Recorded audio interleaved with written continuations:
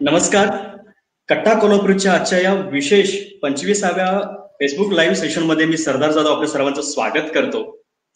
Social media trawling आणि celebrity या विषयावरती खास संवाद साधण्यासाठी आज आपल्या कट्ट्यावरती आलेले आहेत. जे हाय ते हाय, जे नाही ते नाही, या डायलॉगसाठी प्रसिद्ध असणारे स्वराज्य रक्षक संभाजी मालिकेमधील प्रसिद्ध सिने अभिनेते स्वप्नील राजशेखर भूतकर.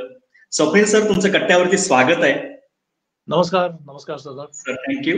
राजशेखर साहेबांच्या कलेचा वारसा तितक्याच प्रामाणिकपणे जोपासणारे स्वप्नील सर 1995 पासून म्हणजे 1995 मध्ये त्यांनी दूरदर्शनच्या माध्यमातून कलाक्षेत्रातील करिअरला सुरुवात केलेली आहे. नाथापुरे आता राजमाता जिजाऊ, बालगंधर्व, कट्यार काळजात घुसली आदी 50हून अधिक चित्रपटामध्ये त्यांनी आपल्या कलेचा आविष्कार दाखवलेला आहे. त्याचबरोबर अनेक सिरियल्स केलेल्या आहेत, अनेक नाटक केलेले आहेत. मनोरंजन क्षेत्रातील मानाचा गुंफण या पुरस्कारासोबत अनेक पुरस्कार सरांना मिळालेले आहेत. सर त्या पुरस्काराने सन्मानित आहेत. सर, पुन्हा एकदा तुमचं कट्ट्यावरती स्वागत आहे. थँक्यू सरदार. माझा आवाज व्यवस्थित येतो? थँक्यू. आपला आजचा जो विषय आहे सोशल मीडिया ट्रोलिंग आणि सेलिब्रिटी. ऍक्च्युली हा विषय फार वास्ट आहे. आपण त्या विषयाकडे वळण्याआधी आम्हाला ऍक्च्युली एक आठवण ऐकायची आहे तुमच्याकडून. यासाठी मी म्हणतो की कारण राजशेखर साहेबांनी जो खलनायक केला, म्हणजे मराठी चित्रपटसृष्टीतला एक मोठा खलनायक म्हणून राजशेखर साहेबांनी जी अशी भूमिका केली की त्यांना नॉर्मल लाईफमध्ये किंवा सामाजिक जीवनामध्ये जाताना सुद्धा लोक खलनायकच्या यानं बघत होते, की त्यांनी आपल्या भूमिकेची ठसा लोकांच्या मनावरती उमटवला होता. तर याच्या काही आठवणी, त्याचसोबत तुम्ही लहानपणापासून त्यांच्यासोबत वेगवेगळ्या चित्रपटांच्या सेटवरती जात असाल, मोठमोठे कलाकार, त्याचबरोबर मोठमोठे दिग्दर्शक, त्यावेळेच्या लहानपणीच्या मुंबईच्या किंवा महाराष्ट्रभर चित्रपटाच्या शूटिंगच्या दरम्यान आलेल्या तुमचे झालेले दौरे, याबद्दलच्या आठवणी, त्याचबरोबर तुम्ही एक स्टार किड आहात. तर त्यानंतर तुम्ही चित्रपटसृष्टीत तुम्ही त्यांच्या पावलावर पाय ठेवून तुम्ही आलात, तर ते त्याबद्दलच्या आठवणी आम्हाला ऐकायला आवडतील सर. मी यापूर्वी याबद्दल अनेकदा बोललोय की वडील ज्या पद्धतीचा खलनायक त्यांनी मराठी चित्रपटांमधून केला, तर तो काय असतं ना की खलनायकाचे वेगवेगळे प्रकार असतात. माझ्या वडिलांचा खलनायक हा अँटी हिरो सारखा होता असं मी म्हणतोय. म्हणजे तो खलनायक होता खऱ्या अर्थाने, की एक हिरो असतो आणि त्याच्या पुढे खल प्रवृत्तीचा एक नायक असतो. तर माझे वडील तसे होते. देखणे होते, पर्सनॅलिटी उत्तम होती आणि इक्वली हँडसम होते, हिरो इतकेच. बऱ्याच वेळेला असं व्हायचं की बऱ्याच जणांना असं वाटायचं की अरे या माणसानी विलन का केला, हा माणूस हिरो का नाही झाला, असंही माझ्या वडिलांच्या बाबतीत म्हटलं. तर त्यांची पॉप्युलॅरिटी खूप होती आणि ती मी खूप वेगवेगळ्या पद्धतीनं अनुभवली. तुम्ही म्हणालात तसं बाया बापड्या शिव्या तर घालायच्या, पण ऍट द सेम टाइम त्यांचं फॅन फॉलोईंग खूप होतं. म्हणजे त्यांना पोलिसांच्या अशा गराड्यातून मी काही भागात लोक असे त्यांना भेटायला, त्यांच्या सह्या घ्यायला, हस्तांदोलन करायला तुटून पडतायत, अशी दृश्य अनेक वेळेला बघितलेली आहेत.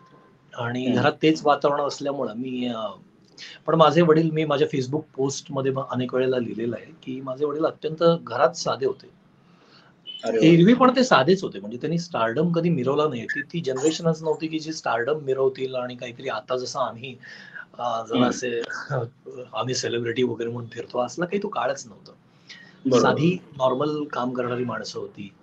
यश अत्यंत संघर्षमय वाटचाल त्यांची असल्यामुळे, प्रत्येकाचीच, त्या काळच्या प्रत्येक कलावंताची, कोणाला सहज असं चांदीच्या ताटात सोन्याच्या चमच्याने काही मिळालेलं नव्हतं. प्रत्येकानं स्ट्रगल केलेलं होतं. तर त्यामुळे त्याची किंमत होती, सिनियर्सचा आदर होता. त्यामुळे पाय जमिनीवरून सुटणं हे कधी त्यांच्या बाबतीत झालेलं मी बघितलेलं नाही. तर अशा वातावरणात मी त्यांच्याबरोबर वावरलो. खूप मोठ्या मोठ्या कलावंतांना पप्पांच्यामुळे खूप लहान, ऍक्च्युली काय ना, माझा जन्म थोडासा लेट आहे. माझ्या वडिलांची कारकीर्द ही अगदी बहरात होती. ती 1962 ते 1975 पर्यंत, माझ्या जन्माच्या वेळेपर्यंत त्यांची महत्वाची जी कारकीर्द होती ती सगळी होऊन गेली होती.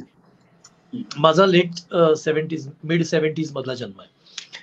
तर त्यामुळं पण नंतर मला जसं कळायला लागलं 80s मध्ये वगैरे, मी 4-5 वर्षाचा असताना, तर मी त्यांचं ते स्टारडम बघितलं. काही चांगल्या कलावंतांना त्यांच्यामुळे मला भेटता आलं. लहानपणापासून ही सगळी पप्पांची मित्रमंडळी घरात असायची.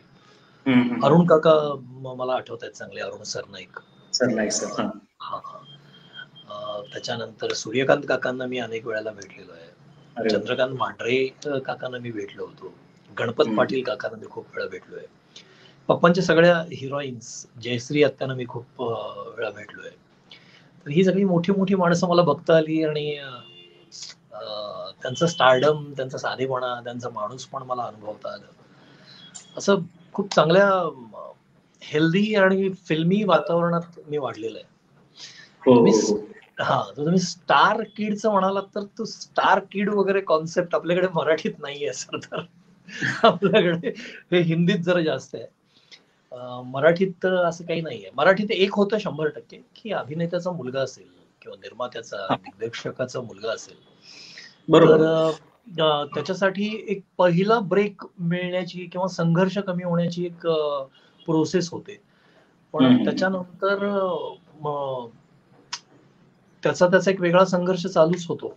राईट. मला सर यालाच मध्यवर्ती ठेवून असं विचारायचं आहे की आता स्टार किड ही संकल्पना मराठीत इतकी नाहीये, परंतु एक कलेचा वारसा जोपासायचा तर त्याची जबाबदारी फार मोठी असते आपल्या खांद्यावरती. आता तुम्ही राजशेखर साहेबांच्या कलेचा वारसा फार चांगल्या पद्धतीने जोपासताय, परंतु तो लहानपणी किंवा तुम्ही ज्यावेळी पहिल्यांदा पाय ठेवले त्या सिनेसृष्टीमध्ये, तर खरंच एक फार मोठी जबाबदारी असते ती. तर त्यावेळी खूप वेळेला काही प्रेशर आला असेल किंवा काही लोकांच्याकडून काही बोलणंही आलं असेल, जसं आता सोशल मीडियावरून ट्रोलिंग होतं तसं काही समोरासमोर ट्रोलिंग झाला असेल, खूप लोकांनी बोललं असतील, तर त्यावर अभिनेत्याच्या मुलाला असं होतं ना की पटकन जज केलं जातं. मी मागे अनेक वेळेला यावर बोललोय की आम्हाला चुकण्याची मुभा नसते. म्हणजे अपेक्षा अशी असते की जर तुझा बाप ऍक्टर आहे तर तू पहिला शॉटच 100% दिला पाहिजेस, कारण तुझा बाप ऍक्टर आहे. तुला काही वडापाव खाऊन राहावं लागलेलं नाहीये, तुला तर सगळंच माहिती आहे, अशी अपेक्षा असते. पण असं नसतं.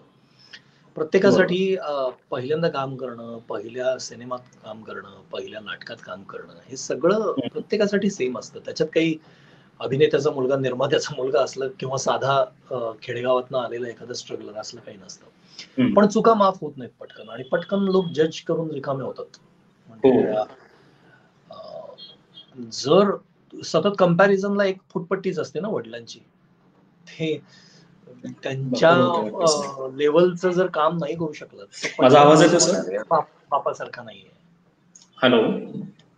हॅलो, येतोय आवाज? हॅलो. हा सरदार, माझा आवाज येतोय तुम्हाला? ओके, आता येतोय आवाज. तर फार चुकण्याची मुभा नसते, तो एक वेगळा स्ट्रगल आहे. आणि हे माझ्याही करिअरमध्ये झालं की पहिल्या 1-2 सिनेमात मला सरावायचा वेळ मिळेपर्यंत, सिनेमा या माध्यमाला सरावायचा वेळ मिळेपर्यंत अरे नाही बापासारखा नाहीये असंही झालं किंवा असं होतं ते. पण मग खच्चीकरण करणारी मंडळी असतात, तेही होतं. ते आपण कसं रिसीव्ह करतो त्याच्यावर. शेवटी तुमची ओळख, तुमची ऍक्टिंग, तुमचं काहीतरी कलागुण, तुमचा पिंड एक वेगळा असणार आहे, परंतु काही लोकांना अपेक्षित असते की नाही, तुम्ही ज्या कलेचा वारसा जोपासा त्यातलेच गुण तुमच्यात असायला पाहिजे. आणि त्यामुळे इनफॅक्ट तुम्हाला माहितीये का, माझ्याकडे तर असे सिनेमे मी भरपूर केले ज्याच्यात त्यांना राजशेखरना कास्ट करायचं होतं, फक्त राजशेखरांचं ते वय नव्हतं म्हणून मला कास्ट केलं. म्हणजे मी बऱ्याच वेळेला असे रोल केलेत काही मधल्या सिनेमात की जो खरं तर पप्पांचा रोल होता, आणि ते सांगायचे काय तुमच्या वडिलांचा रोल आहे खरं तर, पण ते आता एज मध्ये बसत नाहीत ना, तुम्ही त्या एज मध्ये बसताय तर तुम्ही करा. तुम्ही म्हणायचं अरे नाही, माझे वडील वेगळे दिसतात, त्यांचा लुक वेगळा आहे, त्यांची ऍक्टिंगची स्टाईल वेगळी आहे, त्यांची कपॅसिटी वेगळी आहे, माझी कपॅसिटी वेगळी आहे. पण ती काही फार कोणी मनावर घेत नाही, फार काही मुभा नसते त्याची. मला आता ऍक्च्युली तुमच्या बॅकग्राऊंड आणि इतर गोष्टींच्या बद्दल लोकांना बऱ्यापैकी माहित आहे. सेलिब्रिटी लोकांच्या बद्दल तर आपल्या सामान्य लोकांना किंवा इतर सगळ्यांना माहित असतंच.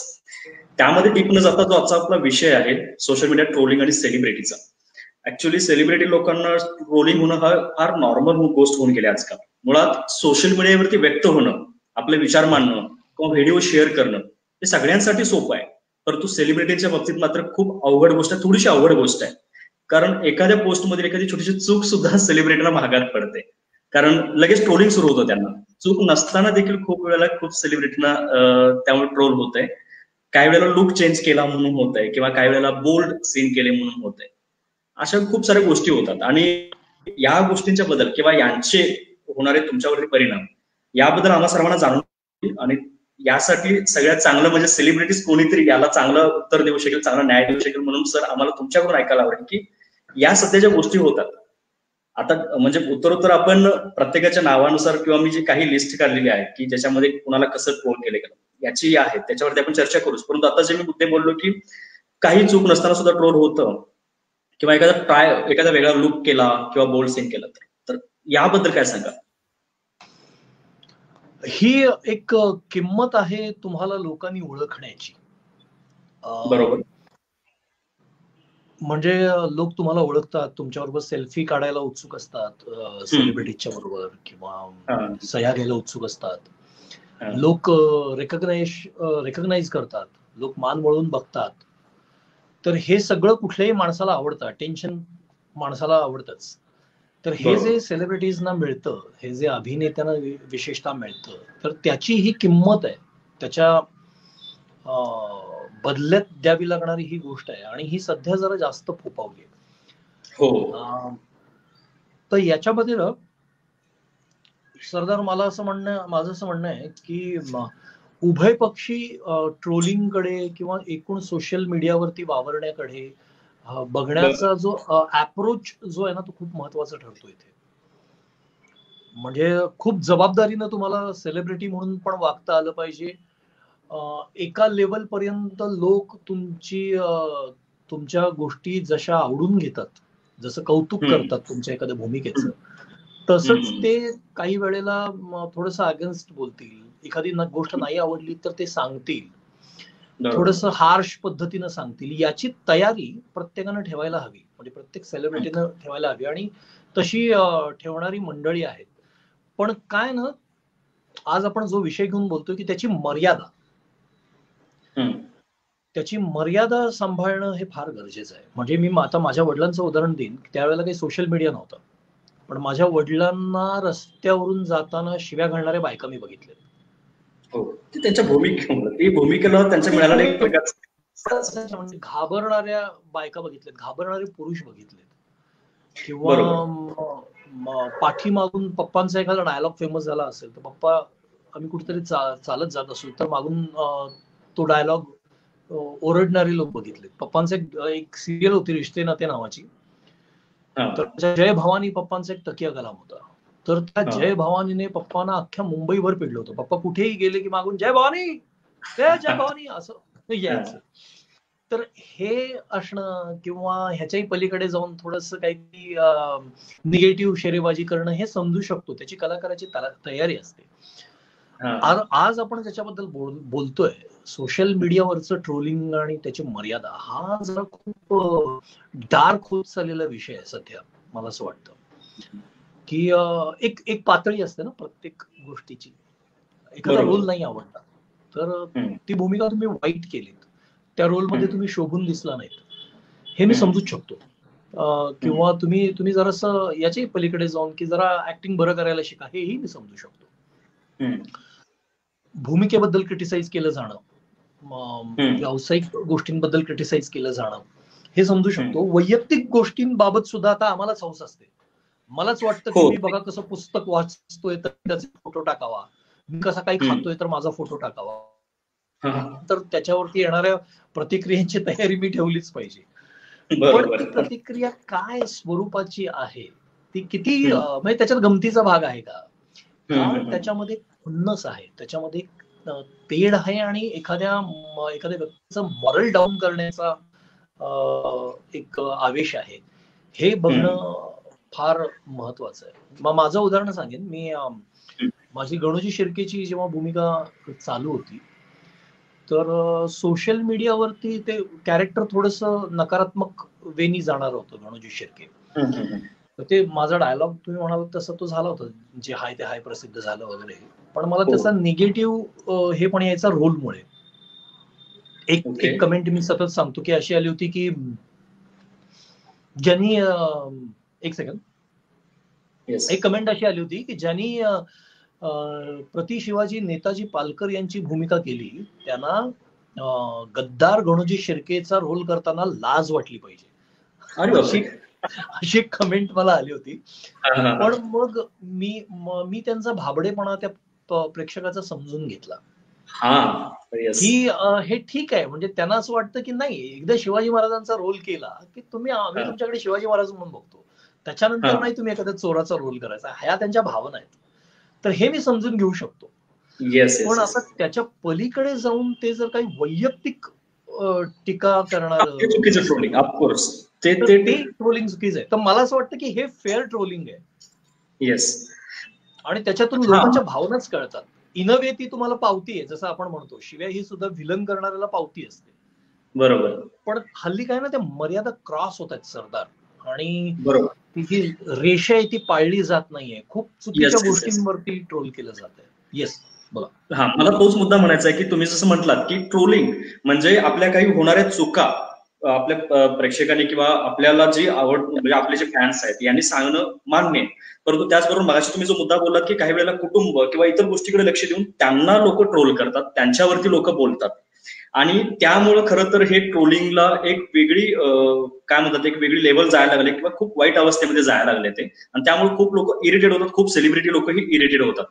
यामधलाच एक मुद्दा मी वाचून दाखवतो की नेहा शितोळे मॅडमनी एक मुद्दा मांडला होता त्यांच्या एका मुलाखतीमध्ये की माझ्या क्षेत्रात काम करणाऱ्या माझ्यासारख्या अनेकांना ट्रोलर्सना सामोरं जावं लागतं. कधी काम आवडलं नाही म्हणून, कधी कपडे आवडले नाहीत म्हणून, कधी सेल्फी काढायला दिली नाही म्हणून सुद्धा ट्रोल केलं गेलं, असं त्यांनी त्याच्यामध्ये एक आठवण सांगितले. परंतु मुळात कसं आहे, त्यांचं म्हणणं आहे की मुळात समोरच्याला आधी माणूस म्हणून स्वीकारायला जर शिकलीत लोक, तर इतक्या वाईट लेवलला जाऊन कधी ट्रोल करणार नाहीत. ऍक्च्युली ट्रोलिंग आता तुम्ही जसं म्हटलात की आपल्यात सुधारणा करण्यासाठी हे गरजेचं आहे, आणि त्याचबरोबर आता ज्यांचं तुमच्या बाबतीत जे घडलेलं उदाहरण आहे की ही भूमिका केली म्हणून लगेच निगेटिव्ह भूमिका केल्यानंतर त्यांनी जसं बोललं की त्या भक्तीने बघत होते, ठीक आहे, त्या भाषेत बोलणं मान्य आहे. परंतु त्याच्यापेक्षा आता वेगळ्या भाषेत जी लोक जात आहेत त्यामुळे खूप वेळेला काही त्रास होतो. आपल्याला ट्रोलिंग बरोबर बोलायचंच आहे, परंतु एक प्रश्न येतोय आता. अनिल कांबळे विचारतायत की तुम्ही एक उत्तम अभिनेता आहातच. सर, माझा आवाज येतोय ना? येतोय. तुम्ही एक उत्तम अभिनेता आहात हे सगळ्यांना माहित आहे, पण तुम्ही त्यामध्ये समाधानी आहात का, किंवा अजून वेगळं काही करायचंय, याबद्दल ते विचारतायत. हा, बेसिकली अभिनेता कधी समाधानी नसतो. अनिल अभिनेता कधी समाधानी नसतो. त्याला तो ग्रीडी असतो, तो सतत भुकेलेला असतो. म्हणजे एक रोल केला मी आता आणि आता समाधानी असायला पाहिजे. हो, नवीन वेगवेगळे रोल करावेसे वाटतात, वेगवेगळ्या रोलनी प्रसिद्धी मिळावी असं वाटतं, वेगवेगळ्या रोलचं कौतुक व्हावं असं वाटतं. माझ्या वैयक्तिक बाबतीत जर सांगायचं झालं तर मलाही खूप अभिनेता म्हणून खूप साऱ्या वेगवेगळ्या भूमिका ट्राय करायला आवडतील. पण सेम टाइम मला लिहिण्यामध्ये इंटरेस्ट आहे, मला स्टोरी टेलिंग मध्ये इंटरेस्ट आहे, मला स्क्रीन प्ले करण्यात इंटरेस्ट आहे. मी काही short films, documentary films direct केल्यात, तर मला त्याच्यामध्येही हळूहळू काम करण्याची इच्छा आहे. तर मी त्या अर्थानं असमाधानी असं म्हणता येईल. थँक्यू. ओके. अजून ऍक्च्युली ट्रोलिंग वरती बोलणं हे थोडंसं काय म्हणतात ते की बोरिंग किंवा लोकांना वेगळं वाटेल, त्याच्यासाठी मनोरंजन म्हणून असेल मे बी, की संग्राम भालकर सर जे आपल्या चित्रपटसृष्टीतलेच आहेत, फार प्रसिद्ध आहेत, त्यांनी आपल्याला एक काय म्हणतात की गाण्याची हे केली त्यांनी की गाणं होऊन जाऊ देत दादा, असं त्यांनी म्हटलेलं आहे आपल्याला. नक्की गाणं ऐकूया आपण, पण थोडस शेवटाकडे हे नंतर घेतलं तरी चालेल. मला सर अजून एक सांगायचं होतं की आपल्या ट्रोलिंग मध्ये प्रिया बापट मॅडमने बोलल्या होत्या की त्यांनी काही मुद्दे सांगितले होते त्याच्यामध्ये की सिटी ऑफ ड्रीम्स या वेब सिरीजच्या वेळेला त्यांना सर्वाधिक ट्रोल केलं गेलं काही गोष्टींच्या. तिचा एक बोल्ड सीन होता त्याच्यात, तथाकथित सो कॉल्ड बोल्ड आपण म्हणू. ओके, असेल. त्यानंतर त्यांनी मुद्दा मांडला की ट्रोलिंग झाल्यावरती मला जरूर वाईट वाटलं, परंतु मी माझ्या मनावरती एवढी ठाम आहे की कुणाचं कितपत वाईट वाटून घ्यायचंय मी ठरवते, आणि मी ते सोडून दिलं. तर हे करणं तितकं सोपं आहे का? कारण खूप वेळेला प्रत्येकासाठी हे सोपं नाहीये. त्याच्यासाठी माणूस म्हणून तुमचा पिंड कसा आहे हे फार महत्वाचं ठरतं. तुम्ही गोष्टी कशा फिल्टर करून घेता. तर प्रिया बापट सारखी अभिनेत्री, ती सजग अभिनेत्री आहे, माणूस म्हणून सुद्धा ती तितकीच सजग आहे. तिला ज्या पद्धतीचं ट्रोलिंग, मला ते सगळं प्रकरण माहिती आहे, काय ट्रोल केलं गेलं होतं, ज्या पद्धतीनं तो सीन रिसीव्ह केला गेला. बरं, आणि त्यात असं आहे की आपल्याकडे मराठी माणसाकडून, मराठी ऍक्टर्स कडून आणि मराठी मुलींकडून एका ठराविक पद्धतीच्या अपेक्षा असतात. ती चौकट जर कोणी मोडायचा प्रयत्न केला तर ते आपल्याकडे चालत नाही. मराठी प्रेक्षक थोडंसं जास्त सेन्सिटिव्ह आहे. म्हणजे नॉन मराठी माणसांनी किंवा दुसऱ्या कोणी काही केलेलं चालतं, ते बघायलाही आवडतं. पण मराठी ऍक्टर्सनी काय करावं याच्याबद्दल त्यांच्या काही अपेक्षा असतात. एक चौकट मराठी माणसाच्या मनात तरी आहे. बरोबर आहे तुमचं. आणि हे मराठी मुलींच्या बाबतीत तर फारच आहे.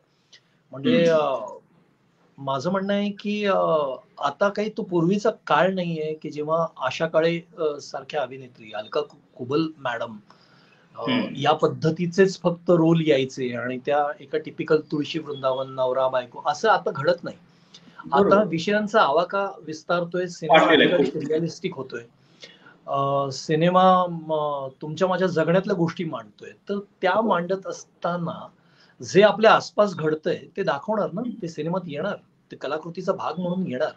ते करत असताना त्या भूमिकेची जी गरज आहे ती करणार. आणि माझं असं म्हणणं आहे की हा व्यक्ती स्वातंत्र्याचा भाग आहे संपूर्णपणे. प्रिया बापटनी तिच्या, किंवा कुणी तत्सम कुठल्याही अभिनेत्रीने किंवा अभिनेत्याने फॉर दॅट मॅटर, त्याने कुठला रोल करावा, तो कशा पद्धतीनं करावा, त्या क्षणी त्याला काय वाटते, त्याच्याबद्दलचे काही आडाखे आहेत, त्याचे काही अंदाज आहेत, तर ते करण्याचं स्वातंत्र्य त्याला असायला हवं. रोल आवडला नाही तर 100% ही तुमची भूमिका आवडली नाही या म्हणण्याला काहीच हे नाहीये. पण त्याच्या पलीकडे जाऊन आपल्याकडे जे वाईट भाषेत ट्रोलिंग होतं ना, वाईट म्हणजे कुठल्याही गलिच्छ पद्धतीची भाषा त्यांच्या पर्सनल अकाउंटवर. काय होतं, एकदा तुम्ही फ्रेंड लिस्ट मध्ये ऍड केलेलं असतं, तुमचं पेज फॉलो केलेलं असतं, इन्स्टाचं काहीतरी केलेलं असतं, त्याच्यानंतर कंट्रोल फार सेलेबच्या हातात राहत नाही. तिथे काहीही लोक लिहून रिकामे होतात आणि त्याच्यामध्ये खूप वैयक्तिक आणि दर्जाहीन टीका टिप्पणी असेल तर एखादा सेन्सिटिव्ह माणूस असेल तर त्याचं मनस्वास्थ्य हरवेल. प्रिया बापट जसं म्हणाल्या की ती जसं म्हणाली की मी त्याच्याकडे लक्ष नाही दिलं, तर हे खूप मोठ्या मनाचं आणि मोठ्या करेजस मुलीचं लक्षण आहे. प्रत्येक जण असं करेजस नसेल, एखाद्याला ते खूप अफेक्ट करेल, तर ते प्रत्येकाला नाही शक्य होत असं माझं म्हणणं आहे. हो, जसं तुम्ही म्हटलात की मराठी कलाकारांनी मराठी व महाराष्ट्रीयन गोष्टींना प्राधान्य देण्यासाठी लोकांची अपेक्षा असतात.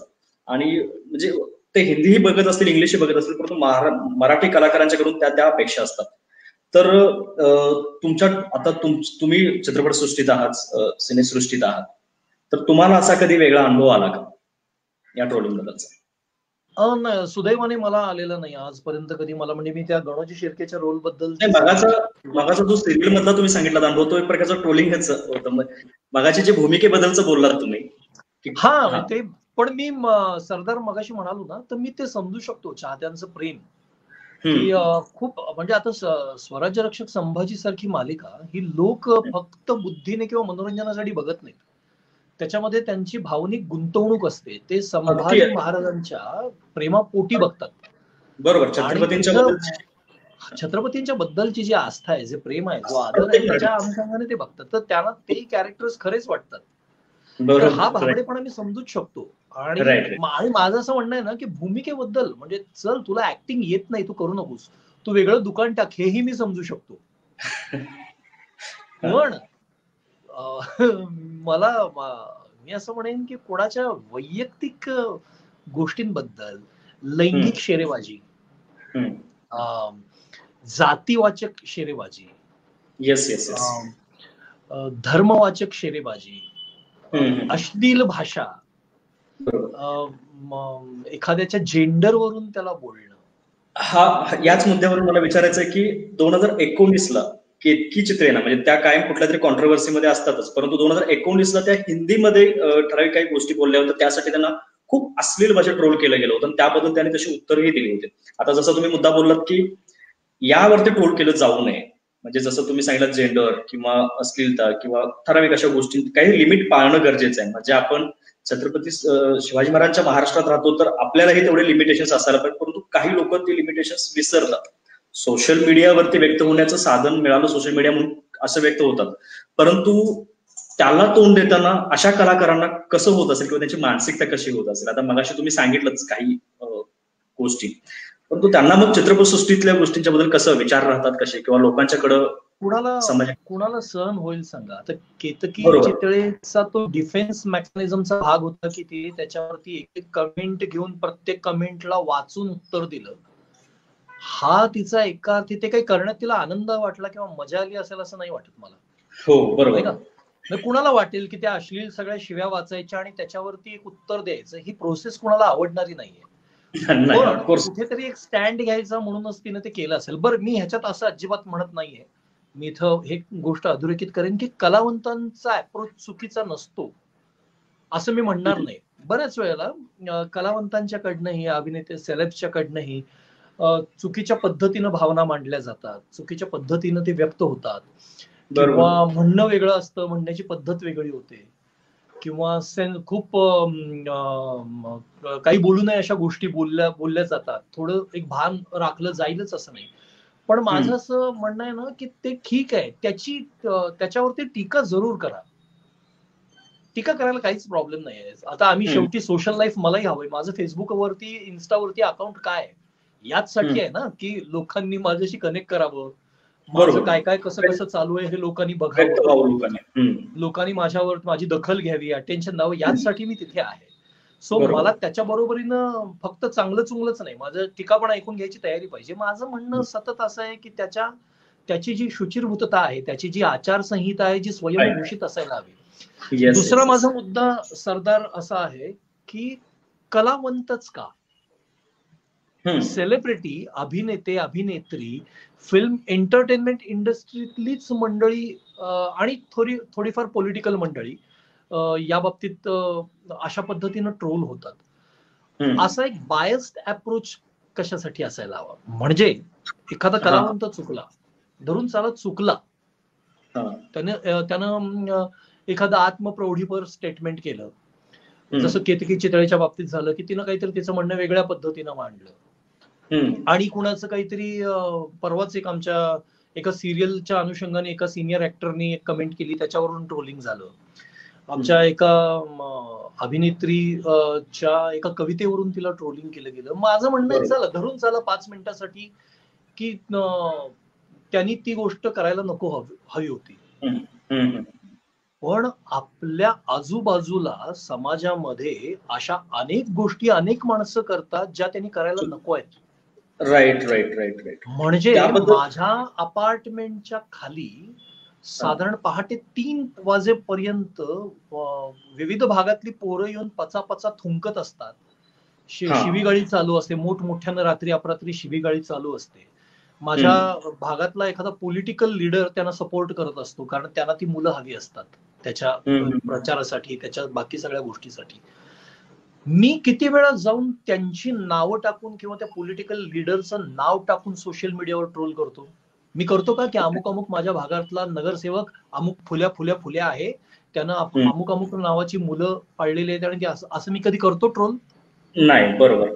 मला वाटतं सर, कारण मला माहिती आहे की मला इथे राहायचं आहे, मला बाउन्स बॅक होईल. म्हणजे राजकीय भागातले गुंड, आपल्या भागातले तरुण मंडळाचे सो कॉल्ड कार्यकर्ते, सिग्नल तोडणारी माणसं, रस्त्यावर थुंकणारी माणसं, भ्रष्टाचार करणारे अधिकारी, पॉलिटिकली वाटेल तशा भूमिका बदलणारी आपल्या आसपासची भागातली, कॉन्टॅक्ट मधली, एका शहरामधली, मी काही किलोमीटरच्या अंतरामधली माणसं म्हणतो, यांचं नाव घेऊन ट्रोलिंग कधी होतं का? नाही. तुमचा मुद्दा जो आहे ना सर, की समाजाला सगळ्यात जास्त तोटा ज्या लोकांच्यामुळे होणार असतो, म्हणजे पॉलिटिकल करप्टेड, अधिकारी जे करप्टेड असतात, किंवा आता तुम्ही जे सांगितलं की जाता जाता रस्त्याने घाण करणार, या लोकांच्यामुळं समाज विघातक कृत्य होत असतात. यांच्यावरती ट्रोलिंग करायला कोणी धजत नाही, कारण त्यांच्या पाठीमागे कारण त्यांच्याकडून त्यांना रिस्क असते ट्रोल करणाऱ्यांना. परंतु सेलिब्रिटी लोकांच्या कामामुळे म्हणा किंवा त्यांच्या कृतीमुळे इतकाही तोटा किंवा समाजाला इतकाही मोठी गोष्ट होणार नसते, परंतु त्यांना ट्रोल करणं सोपं आहे, कारण त्यांच्यामुळे त्याच्यामुळे त्रास एखादी प्रिया बापट ही काय करू शकेल, केतकी चितळे ही काय करू शकेल? बरोबर. जीवावर नाही बेतणार ना. ती फार तर काय करेल, एखादा व्हिडिओ बनवेल, इग्नोर करेल. एखादा सिनियर सेलिब्रिटी ज्याला वाईट पद्धतीनं ट्रोल केलं जाते, त्याच्या कामाची त्याच्या आजवरच्या कारकिर्दीची मुलाहिजा न बाळगता त्याची चेष्टा खिल्ली उडवली जाते, तर तो काय करेल? तो काय करून करून वाईट काय करेल? एखादी फेसबुक पोस्ट टाकेल, एखाद्या चॅनलला मुलाखत देईल, फार अति झालं तर पोलीस कंप्लेंट करेल, याच्या पलीकडे काय नाही करत. तर हा जो यातला सोयीस्करपणा आहे ना, त्याच्याबद्दल विचार व्हायला हवा, की मग आपण चला, मला जर तलवार काढायचीच आहे ना, तर मी सगळ्या बाबतीत काढावी. मग सेलिब्रिटीला नाही सोडायचं, कलावंताला नाही सोडायचं, तर मग भागातल्या गुंड्याला पण नाही सोडायचं. त्याचंही नाव, फोटो, नाव टाकून मी पोस्ट टाकणार की हा माणूस चोर आहे, असं होतं कधी? येस. चांगला, म्हणजे तुमच्या या सांगण्यातून एक चांगला अर्थ काय निघतोय की चांगला ट्रोलर किंवा बेधडक ट्रोलर तोच आहे जो प्रत्येक चुकीच्या गोष्टीवरती बोलतो. जो पॉलिटिकल नेता मोठा असेल, गुंड असेल, एक अधिकारी असेल किंवा सेलिब्रिटी असेल, प्रत्येकाबद्दल बोलतो. पॉलिटिकल नेत्यांना सुद्धा सरदार मी मेन्शन करेन, पॉलिटिकल ट्रोलिंग सुद्धा तेव्हाच होतं जेव्हा तुम्ही एखाद्या पक्षाच्या विचारसरणीचे असता आणि दुसऱ्या पक्षाच्या नेत्यावरती तुम्ही मग करू शकता, कारण तुम्हाला बॅकअप असतो, तुमचा एक कम्युनिटी असते, एका पक्षाची विचारधारा. असं सेफ झोन बघून ट्रोलिंग होतं, जे दुटप्पीपणाचं आहे. माझं म्हणणं आहे की बऱ्याच गोष्टींना सरदार इग्नोर करण्यासारख्या असतात. तुम्ही इग्नोर करा. एखादा सिनियर आर्टिस्ट आहे, त्याने केलं एखादं आत्मप्रौढीपर विधान, त्याने एखादी अशी गोष्ट, एखादं असं गाणं, एखादा असा सिनेमा, एखादं असं काहीतरी केलं की जे त्यांनी नको करायला होतं असं आपल्याला वाटलं. इग्नोर करा. दुर्लक्ष करू शकतो की नाही आपण? आपण ते दुर्लक्षित करू शकतो. आपल्याकडे चॉईस आहे. तो आर्टिस्ट काही तुमचा गळा धरून म्हणत नाही माझं हे गाणं बघा, मी केलेलं हे गाणं आहे, हे गळा धरून म्हणत नाही. बघू नका. एखादी मालिका तुम्हाला आवडत नाहीये, आपल्याकडे चॉईस आहे, चॅनल स्विच ऑफ करा, स्विच करा चॅनल, वेगळं चॅनल बघा. बरोबर. त्यातून सुद्धा टीका करायची हरकत नाही. तुम्ही कौतुक करता तर टीका करायचा हक्क मायबाप प्रेक्षकांना नक्की आहे. त्याची काहीतरी भाषा असावी. बरोबर, त्याचं काहीतरी लिमिट असेल. व्यक्ती म्हणून म्हणजे जे काही ट्रोलर एकदम वेगळ्या लेवलला जातात ना, ते एक प्रकारे स्वतःची पातळी दाखवतात. म्हणजे ते फक्त ठराविक लोकांना ट्रोल करणार आणि ठराविक छोट्या छोट्या गोष्टींना ट्रोल करणार, तर त्याच्यातून त्यांची बुद्धी ते समाजाला दाखवतात ना, की त्या ज्याला ट्रोल करतायत त्याचं नाही काय. अगदी खरंय, अगदी खरंय. बरोबर. आणि काय ना, एक आपल्या म्हणजे मी काही फार मोठा काही समाजशास्त्रज्ञ नाहीये, पण एक जगण्यातून आलेला एक अनुभव असतो. तर माझं असं लक्षात येतंय की एकूण आपल्या जगण्यातलं फ्रस्ट्रेशन खूप वाढतंय, खूप साऱ्या निगेटिव्हिटी आजूबाजूला भरलेली आहे आणि त्याचा कुठे ना कुठेतरी आपल्या मनावरती परिणाम होत असतो. त्यांना एक डिप्रेशन येतं, एक फ्रस्ट्रेशन येतं. तर मग ते काढायसाठी एक जागा लागते, आउटलेट लागतो. आणि आता सोशल मीडियाच्या रूपाने ती जागा निर्माण झालेली आहे. म्हणजे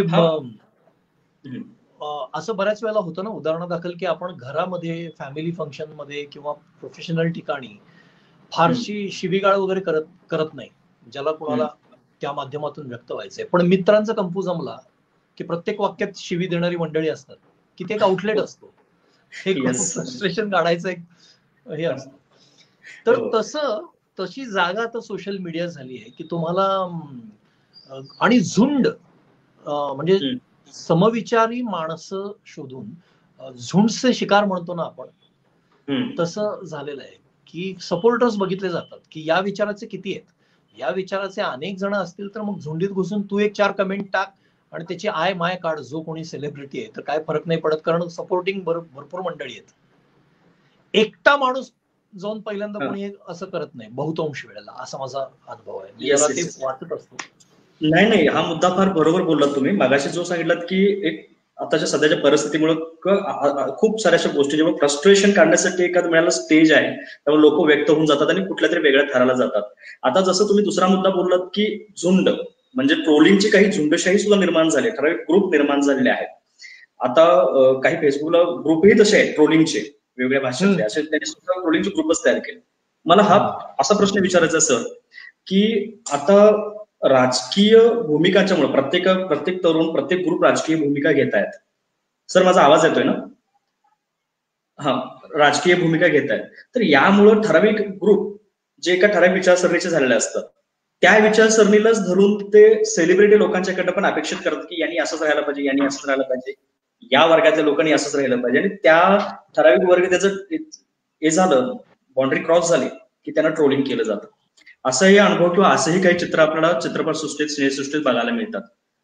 तर त्याबद्दल काय सांगाल किंवा तुमचे काही अनुभव त्याबद्दलचे? आता सध्या नेपोटिझममुळे जी आलेली गोष्ट होती ते एक प्रकारचं ट्रोलिंगच होतं त्याच्या पाठीमध्ये सुद्धा काही ठिकाणी. मी त्यातला पॉलिटिकल जो भाग आहे तो आधी बोलतो की माझ्या मते कलाकारांनी, म्हणजे हे माझं वैयक्तिक मत आहे, हे मी अजिबात सार्वत्रिक मत म्हणून सांगत नाही, माझं स्वप्नील राजशेखर असं माझं मत आहे की अभिनेत्यांनी शक्यतो कुठल्या एका राजकीय विचारसरणीचा असू नये, असं माझं मत आहे. बरोबर. आणि हे माझ्यापुरतं मी पाळतो. पण बरेच कलावंत असतात ज्यांना पॉलिटिकली आपलं मत मांडावंसं वाटतं, त्यांना एखाद्या विशिष्ट पक्षाची विचारसरणी करेक्ट वाटते आणि त्याचं त्या विचारसरणीला धरून आपली भूमिका मांडत राहावी असं त्यांना वाटत राहतं. तर ते स्वातंत्र्य त्यांना असायला हवं. आणि ते करताना अर्थात माझं म्हणणं आहे की कलावंतांनी पण, मी याच्यातला दुसरा भाग सांगेन की कलावंतांनीही अत्यंत जबाबदार असणं, सेलिब्रिटीजनी अत्यंत सजग असणं भाग आहे. कारण तुम्हाला फॉलो करणारे अनेक लोक असतात. प्रत्येक बऱ्या वाईट गोष्टीचा कुणावर तरी काय ना काहीतरी परिणाम होत असतो. लोक सोयीस्कर तेवढं घेतात, हा भाग झालाच. पण तरी सुद्धा बऱ्याच वेळेला असं होऊ शकतं की तुम्ही कदाचित चुकीची विचारसरणी जर प्रमोट करत असाल, जी तर्कसंगत नाहीये, जी लॉजिकली फार करेक्ट नाहीये किंवा जी रिग्रेसिव्ह आहे, तर त्याचा सेलिब्रिटीजनी फार गांभीर्यानं विचार केला पाहिजे. म्हणजे एखादीही गोष्ट ज्याच्यामध्ये आपण जे सभ्यतेचे, नैतिकतेचे जे पॅरामीटर्स ज्याला आपण म्हणतो की जात, धर्म, लिंग, वर्ण, या बाबतीत आपला आपण म्हणतो की हे भेद तुम्ही करता कामा नयेत किंवा याच्याबद्दल तुम्ही अत्यंत सहिष्णू असायला हवं. तर तुम्ही ज्या पक्षाला फॉलो करताय त्या पक्षाला तुम्ही रिप्रेझेंट करत असता. तर तिथे असे प्रकार जर घडत असतील तर त्याला अल्टिमेटली जबाबदार तुम्हाला धरलं जाणार, कारण तुम्ही फेस आहात, तुम्ही सेलिब्रिटी आहात. तर त्यावेळेला तुमची जबाबदारी ही आहे की ती जी भूमिका जी तुमच्या कदाचित पक्षाची असेल, ज्याला तुम्ही फॉलो करत असाल, त्यावेळेला एक संयुक्तिक भूमिका, एक बॅलन्स्ड भूमिका तुम्ही मांडणं तितकं गरजेचं आहे असं मला वाटतं. मी कोणी फार मोठा समाजशास्त्रज्ञ किंवा तत्वज्ञ नाही की मी सल्ले द्यावेत, पण मी माझ्यापुरतं मुद्दा बरोबर आहे. नेपोटिझमचं, त्यामुळे मला असं म्हणायचं की कलावंतांची, सेलिब्रिटीची जबाबदारी खूप मोठी आहे. सोशल मीडियावरती तुम्हाला जेव्हा या सगळ्या गोष्टी हव्या, तुम्हाला फेम हवंय, तुम्हाला लोकांचं अटेन्शन हवंय, तुम्हाला लोकांचं कौतुक हवंय, प्रेम हवंय, तेव्हा त्याच्या बरोबरीने येणारी जबाबदारी सुद्धा आपण पाळायलाच हवी आणि आपल्या चालण्या, बोलण्या, वागण्यात, उठण्यात थोडंसं तारतम्य असायला पाहिजे नॉर्मल लोकांच्या पेक्षा.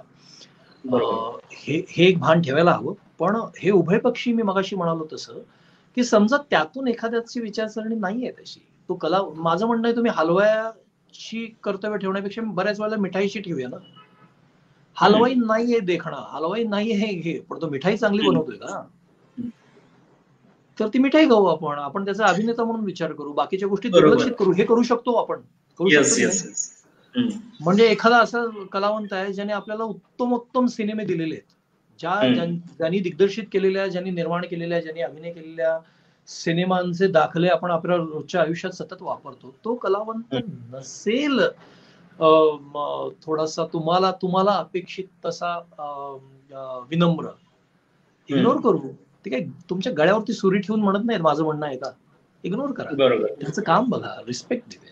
जर, आणि माझं म्हणणं रिस्पेक्ट नाही देत आहेत, तेही कोणावरती कंपल्शन नाही, पण अनादर किती करावा याला मर्यादा असायलाच हवी असं. नेपोटिझमचा तुम्ही बोला तर तो ऑल टुगेदर वेगळा मुद्दा आहे. मी मगाशी म्हणालो तसं मराठीत नेपोटिझम वगैरे हा प्रकार नाहीये. मराठी सेलिब्रिटी हे आपले मराठी सेलिब्रिटी म्हणजे माझे वडील कपिल तीर्थ मार्केटमध्ये सर्वसामान्य माणसासारखी भाजी खरेदी करायची घासघीस करून. त्यामुळं किंवा इतर कोणीही म्हणजे मराठीतला असं कोण मोठा सुपरस्टार आज घडून गेलं की ज्याचा मुलगा कुठेतरी एखाद्या हिंदी मधल्या सेलिब्रिटी सारखा वावरतोय असं होत नाही. त्यामुळे मराठी पुरतं आपण बोलायचं तर ही गोष्ट तशी नाहीये. प्रत्येकाला आपापला पद्धतीनं त्याचा संघर्ष करायचा आहे. हिंदीमध्ये मात्र मी म्हणेन की तिथे थोडस काय हिंदीचं अख्खा देश आणि इंटरनॅशनल लेवलला व्यापणारी इंडस्ट्री आहे ती. तिथला पैसा वेगळा आहे, तिथले पॅरामीटर्स वेगळे आहेत, तिथला फेम वेगळा आहे, सगळंच वेगळं आहे. एका रिजनल ह्याच्याशी कम्पेअर करू शकत. तर तिथं एखादी गोष्ट मिळवण्याला एखादी गोष्ट मिळवण्यामागची जी इंटेन्सिटी आहे ना त्याच्या लेवलमध्ये खूप फरक असू शकतो. तर त्यासाठी जर होत असेल, नेपोटिझम सारखा जर भाग होत असेल तर व्यक्तिगत कधी काही माझा संबंध नाही, कधी अनुभव नाही, पण असं इतके लोक म्हणतात. पण इथे पुन्हा माझं असं म्हणणं आहे की अल्टिमेटली तुमच्या मानेवरती सुरी कोणी ठेवत नाही. म्हणजे नाव घेऊन बोलायचं तर आलिया भट्टचा सिनेमा बघच, नाही तर तुला गोळी घालणं असं कोणी म्हणतं असं नाही म्हणत. तो आपला चॉईस आहे ना, आपला चॉईस आहे. आणि अत्यंत गुणी कलावंत आहे आलिया भट्ट. मी वैयक्तिकरित्या अत्यंत मोठा फॅन आहे तिचा. तर मला दिसताना तिचं एक प्रेक्षक म्हणून मी जर विचार करेन तर मला तिचं टॅलेंट दिसत. नाहीतर अनेक स्टार किड्स आले आणि गेले, आपण बघितले की. Yes sir. आता तुम्ही हिंदी चित्रपटसृष्टीचा विषय काढला म्हणून, आणि स्टार किड्स म्हणजे अनन्या पांडे, सोनाक्षी सिन्हा, आलिया भट्ट यांना स्टार किड्स म्हणूनही ट्रोल केलं गेलं, खूप वेगळ्या लेवलला ट्रोल केलं गेलं. आणि हिंदी सिरियल्स मध्ये सुद्धा जी तारक मेहता का उलटा चष्मा आहे त्याच्यामध्ये मुनमुन दत्ता हिला तिच्या जाडीवरून सुद्धा ट्रोल केलं गेलं. आणि तेही ट्रोल एका वेगळ्या लेवलपर्यंत, म्हणजे आता आपण बघितलंच असेल सोशल मीडियावरती. तर यांनी, आता तुम्ही मगापासून सांगितलं त्या प्रकारे की ट्रोल करणाऱ्यांनी सुद्धा आपली एक भाषा ठेवली पाहिजे किंवा आपण काय करतो याची जाणीव ठेवली तर या लेवलपर्यंत जाणार नाही. जसं मगाशी प्रिया बापट मॅडमने जे आपल्या एका कोर्टमध्ये सांगितलं होतं की माणसाकडे माणूस म्हणून बघण्याची सवय ज्यावेळी होईल ना त्यावेळी ती योग्य होईल. तर आणि माझं आणखी एक म्हणणं आहे की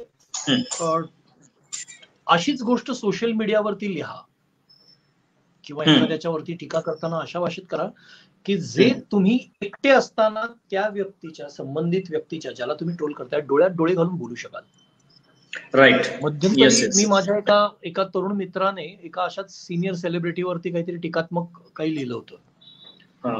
तर मी त्याला वैयक्तिकरित्या त्याच्याशी बोललो आणि त्याला म्हणलं, बाबा ही सेलिब्रिटी, तूही याच इंडस्ट्रीत काम करायला येणार आहेस, उद्या ही व्यक्ती जर तुझ्या समोर आली तर आता जे लिहिलंयस ना हे डोळ्यात डोळे घालून बोलायची हिंमत असेल तर तिथे तर तो कुठे पडा.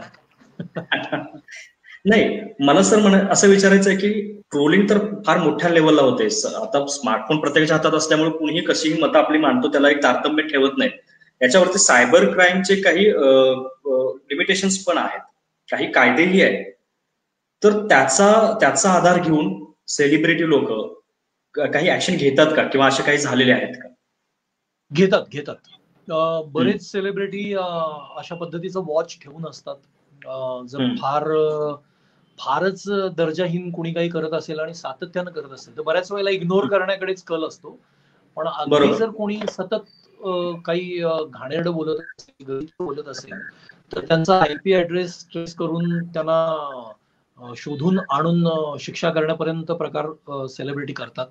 मगाशी याच्यामध्ये तुम्ही जसं बोललात की झुंडशाहीने ट्रोलिंग करणारे काही ग्रुप असतात, तर अशांच्या ट्रोलिंगमुळे इमेज डाऊन होत असेल, कारण इमेज क्रिएट करणं फार मोठी गोष्ट आहे, त्यात आणि हे डाऊन करणारे असे काहीतरी ट्रोलिंग करत असते, तर त्यावेळी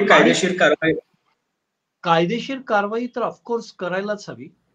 बरोबर. काय ना, मला सरदार असं वाटतं ना, बेसिकली कलावंत थोडा जरा जास्त सेन्सिटिव्ह असतो आणि थोडा जरा जास्त आत्ममग्न असतो. त्याचं स्वतःवरती प्रेम असतं, म्हणूनच तो कलावंत होतो ना, की मला बघा, माझी कला बघा, माझा चित्रपट बघा, माझा सिनेमा बघा. तर अशी जराशी आत्ममग्न मंडळी असतात आणि त्यांना त्या पॅम्परिंगची, त्यांना त्या अटेन्शनची सवय लागलेली असते. आणि अशा वेळेला जर भडीमार झाला आणि लोक झुंडीने जर अंगावरती चालून आले तर एखाद्याचं मनस्वास्थ्य कायमचं बर्बाद होण्याची शक्यता असते.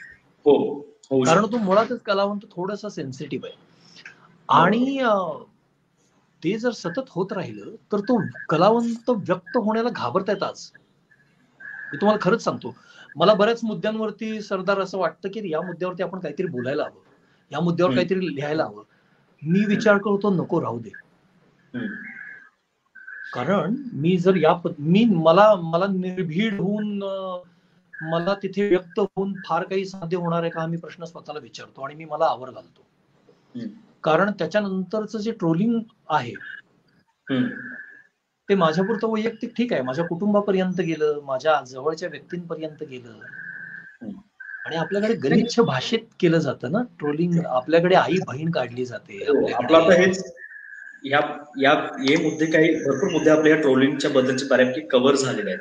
त्याच्याबद्दलच्या कायद्यांच्या बद्दल किंवा त्याचा आधार कसा घेतला जातो हे आपण सांगितलं. पण मी कायद्याच्या बाबतीत तुम्ही म्हणालात तर मी तो कन्क्लूड करेन की येस, सायबर डिपार्टमेंट जे आहे ते या बाबतीत सजग आहे आणि सेलिब्रिटी बऱ्याच वेळेला असं करताना दिसतात. अगदी मराठीमधले सुद्धा सेलिब्रिटी सायबर सेल मध्ये जाऊन गलिच्छ कमेंट करणारे, अश्लाघ्य कमेंट करणारे, शिवीगाळ करणारे, धमक्या देणारी जे प्रोफाईल्स आहेत त्यांच्यापर्यंत पोहोचून त्यांच्यावरती कायदेशीर केस FIR दाखल करण्यापासून ते त्यांना शिक्षा देण्यापर्यंत सगळं करतायत. बरोबर. आता जसं तुम्ही की गोष्टी इथपर्यंत येऊच नाहीत सरदार. माझं असं म्हणणं आहे की हा प्रत्येकानं आपल्या रोजच्या जगण्यात एक सहज अंगीकारायचा भाग आहे की टीका करा, त्याची मर्यादा सांभाळा, टीका करा, त्यातली भाषा सांभाळा, ठेवा. कुणालाही दुसऱ्याला काहीही बोलताना ते आपल्याला जर बोललं गेलं तर कसं वाटेल, आपल्या कुटुंबियांना बोललं गेलं तर कसं वाटेल याचा विचार करा. येस. तुम्ही मला जो मुद्दा बोललात की लोकांना ट्रोलिंग करताना म्हणजे फ्रस्ट्रेशन काढलं जातं, अचानक उत्स्फूर्तपणे येणारा राग व्यक्त करून जातात. परंतु जितेंद्र जोशी सर त्यांनी आपल्या सिनेसृष्टीचे जितेंद्र जोशी सर यांनी एक मुद्दा मांडला होता की पूर्वी मी ट्रोलर्सना उत्तर द्यायचो, आता मी उत्तर देत नाही, कारण ट्रोलर्सना चेहरा नाही, त्यामुळे त्यांच्या मागे वेळ घालून साध्य होणार नाही आणि प्रत्येक कमेंट तपासत बसता मीही तेवढा वेळ देत नाही. परंतु होतंय काय की खूप ट्रोलर्स, अनेक लोक हे व्यवसायासाठी करतायत, म्हणजे कुणाला तरी टार्गेट करून कुणाचा तरी फायदा करण्यासाठी किंवा काहीतरी करण्यासाठी ग्रुप करून करतायत. तर त्याच्यासाठी तुम्ही जसं म्हटलात की सायबर क्राईम आणि पोलिसांचा आधार घेऊन यांच्यावरती ऍक्शन होणं गरजेचंच आहे आणि व्हायलाच हवी. कारण जसं त्याच्यामध्ये उत्स्फूर्तपणे राग व्यक्त करण्यासाठी होत होतं किंवा एक लिमिट क्रॉस केलं जात होतं, परंतु आता ठराविक टार्गेट ठेवून केलं जात आहे, असेही मुद्दे होत आहेत. याबद्दल काय सर? हा, म्हणजे जितू जे काही म्हणाला ते अगदीच करेक्ट आहे की कोण नादी लागायचं, कोण प्रत्येक कमेंट जाऊन वाचत बसायची, त्याचा मानसिक त्रास करून घ्यायचा आणि मग त्याच्यावरती रिॲक्ट व्हायचं का नाही हे ठरवायचं, हे कोण करणार? असं होतं. त्यापेक्षा इग्नोर करूया ना, सोडून द्या ना, त्याला चेहरा नाहीये. पण माझं याच्या बाबतीत असं म्हणणं आहे की सातत्यानं मुद्दाम एखाद्याचं खच्चीकरण करायचं म्हणून जर कोणी टाइमपास म्हणून हे करत असेल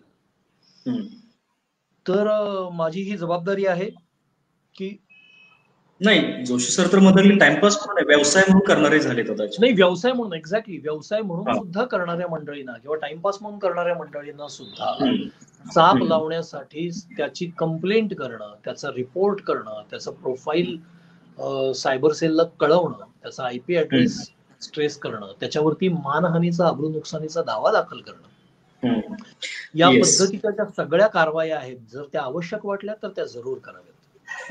झाल्याशिवाय, कारण काय ना, चला उठा, जाता जाता एक दगड मारायला काय जाते असं म्हणून येणार आणि अशा गोष्टींना व्यसन घालणं फार गरजेची गोष्ट आहे आणि त्याच्यासाठी पुढाकार घेणं सेलिब्रिटी लोकांनी हेही तितकंच गरजेचं आहे. त्याचबरोबर काही सामाजिक संस्थांनी पुढाकार घेणं गरजेचं आहे. आपला वेळ खूप होतो, त्याचबरोबर आपल्याला जे मगाशी मागणी आली होती, भालकर सरांनी जे सांगितलं होतं, संग्राम भालकर सरांनी गाणं होऊन जाऊ देत, त्याचबरोबर अनिल कांबळे सरांनी पुन्हा सांगितलं की सर एखादं गाणं होऊन देत, प्लीज आवडतं गाणं होऊन जाऊ देत. तर सध्या आपण एक ब्रेक म्हणून एक गाणं होऊन जाऊ देत या ट्रोलिंगच्या.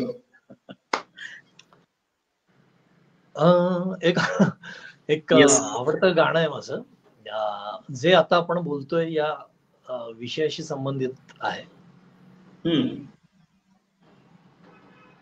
हम कुछ तो लोग कहेंगे, लोगों का काम है कहना, कुछ तो लोग कहेंगे, लोगों का काम है कहना, छोड़ो बेकार की बातों में कहीं बीत न जाए रहना, कुछ तो लोग कहेंगे.